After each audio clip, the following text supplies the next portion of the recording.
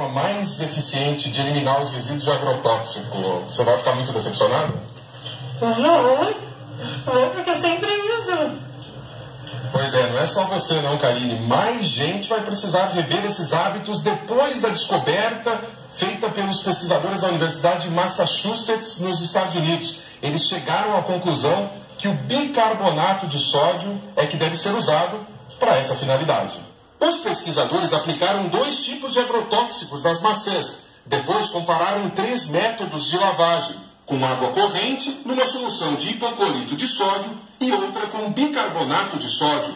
O bicarbonato se mostrou o mais eficiente. Eliminou 80% do fungicida e 96% do inseticida nas maçãs. O resultado da pesquisa foi publicado numa revista científica.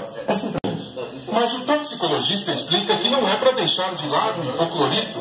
Ele é muito eficiente para matar bactérias e outros micro-organismos e deve ser um complemento ao bicarbonato e não substituto. Primeiro deve-se usar o bicarbonato. Uma colher de sopa basta para 1 litro de água. Depois é preciso escorrer essa água e aí sim aplicar o hipoclorito de sódio.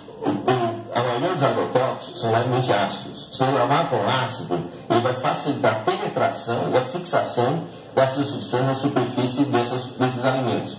Então você tem que eliminar primeiro os agrotóxicos como solução alcalina. Por exemplo, o bicarbonato. Isso porque o hipoclorito contém ácido. O hipoclorito libera cloro. E cloro é um ácido.